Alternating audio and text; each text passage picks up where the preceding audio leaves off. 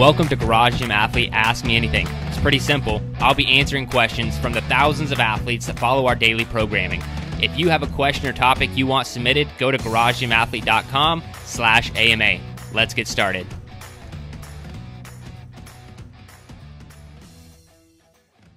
All right, ladies and gentlemen, welcome to the Garage Gym Athlete Podcast. Jerred Moon here with Joe Courtney. What's up, Joe? Not a lot, Jerred. How are you? I'm good, man. Ready for this AMA. So today we're talking about footwear. Question is, what are your thoughts on running in cross-training shoes like the Reebok Nanos or Nike Metcons?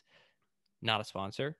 If I'm running, I'll put on running shoes, but with some of the mixed modal workouts, it's hard to pick. It's a decent question. What do you do, Joe? What do you wear on your feet? Well, I know we've talked about this a little bit on different podcasts and everything, but I don't know if we specifically talked about what you should be doing with Reebok Nanos, Nike Metcons. I mean, there are other brands out there, right? I can't even think of the name of the shoe that I run in right now. The Escalante. Brooks. No, it's not Brooks. What is it? Merrill? All right. So Ultras are what I'm wearing, but Ultra also has a, like a cross-training shoe. I don't know what they call it, a Metcon or whatever they call it. But a lot of companies have these shoes now. They're trying to, cater towards the CrossFit market, the mixed modality market, strength and conditioning market, where you can get, it's supposed to be the everything shoe, right? Like you can run in it, you can do barbell work in it and all that stuff. But what are your thoughts, Joe? So for training, I think having a close to zero drop, not necessarily you have to be bare like zero drop, but close to it is best for training shoe because that's going to give you the closest feel to the ground, stabilization. And, with training, you might be doing lateral movements or different things explosively, but if your heel is chalked too much, they might cause some instability, or it will sometimes, like I know that the earlier versions of the Metcons, the heels and the soles are just way too stiff, and they don't have much of any flexibility, which can be kind of a bad thing and not give you any kind of cushion. But you don't really want, you want like natural cushion, whether it's from the little bit of zero drop sole or whatever, but not like a chalked heel kind of thing. That's only for like squatting. And speaking of squatting, you shouldn't be squatting in any kind of soft heels, run shoes, New Balances. If you start wearing those, the white dad shoe New Balances to squat in, you should not be doing that. So the brand that I started off with always, and I always recommend to people because they have such a broad spectrum of shoes to choose from. They're primarily just a shoe company, and that's Innovates, because they have anywhere from zero drop to different training shoes, and they classify them on like whatever their model is. The number next to it is like, I think, their weight. So they have some heavier and lighter shoes depending on what you want. They're fantastic for training. They have running shoes, trail shoes, all of those things. But for training, I think it can be a trial and error thing because of how the fit goes. So maybe get some cheaper, older models of these shoes, because once you find a training shoe that you like, you might stick with that one for a while. So I've gone through a bunch of those. And so I wear Nanos now, which because they're also just really good. Innovates are still great, but I wear Nanos now mostly, not Metcons anymore.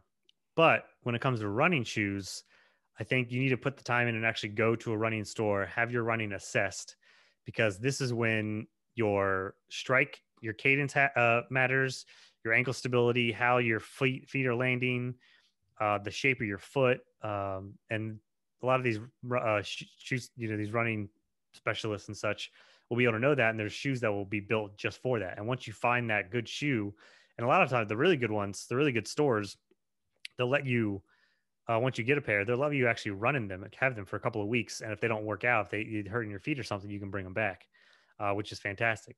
And because once you find a great pair of running shoes that work for you, it's pretty much the pair that you're going to go to from now on. And then it'll just be that much easier to be like, yep, I need another pair. I'll just order another one. And speaking of, tomorrow is actually changing shoe day. I'm retiring my old running shoes because I've worn them out. And tomorrow I'm going to start with these. But this is the third pair of these, and all I have to do when I get close is just order another pair. I already know how they're going to fit. I already know how they're going to go because I've taken the time in the beginning to figure that out versus trying them out and them not working.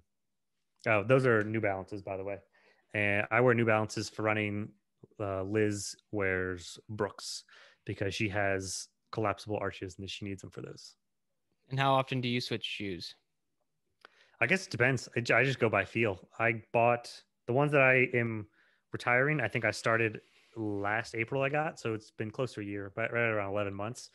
And I noticed a couple of weeks ago wearing those, just like little tiny either foot pain, whether it's on the outside of my foot because of one of my feet, I strike on the outside kind of, and I start feeling it more as they're wearing down. And then I look at the soles and they start to get a little bit of a bald spot. Like if there's a little patch that doesn't have any of the grip moments, the grip things, then that pretty much means it's time. And because I was already feeling the pain on it, I was trying to look up to see how often you should change it.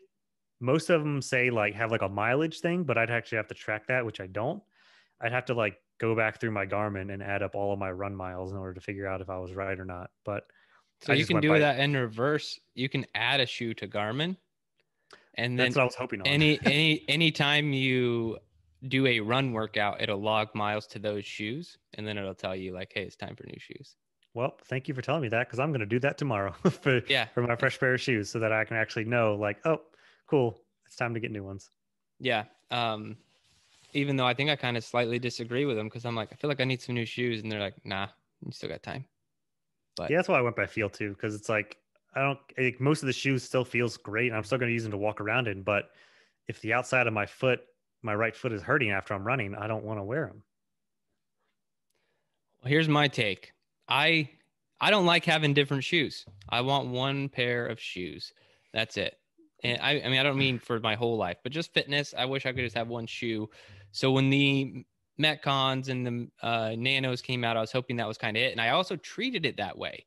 I did like everything in Nanos. I tried Metcons. I have a very wide foot, so I can't handle Metcons. I also can't really do Innovates. I've tried one pair of Innovates. Mm-hmm. I want to try them again to see if like they do have a shoe that would work better, but they both tend to run a little bit narrow. So I've done a lot of training in ultras for running and a lot of training in Reebok Nanos, more in Reebok Nanos than any other shoe. And my rule of thumb now with Nanos is 400 meters or less.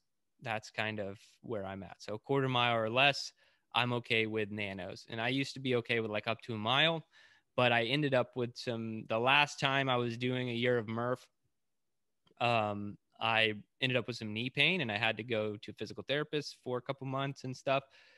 And she was like, do you run in Nanos? I was like, yep, almost exclusively. She's like, you're an idiot. How about you get some real running shoes? And so now I do that. And my knees have been great ever since the physical therapist, plus being smarter about my footwear. So I think that's the reason. I've had I have other problems now, but no knee pain.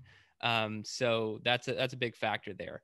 I like Nanos. If I know I'm just going to be lifting or just primarily in the garage, not really leaving that space, I will lift in Nanos. They have done a good job of building in enough stability, I think, where you don't need a true weightlifting shoe and you can still do other things. And so that's why I really like the Nanos. But when it comes to running, yeah, I'm on ultras, anything above 400 meters. And how that looks now is and we kind of talked about this on other podcasts. I'm really like lifting and doing other stuff barefoot now because I don't want to be switching shoes. But what's funny is I still kind of have to. But if I'm like lifting and then I have to run, then I'll just lift barefoot and then I'll put on my ultras and then go run.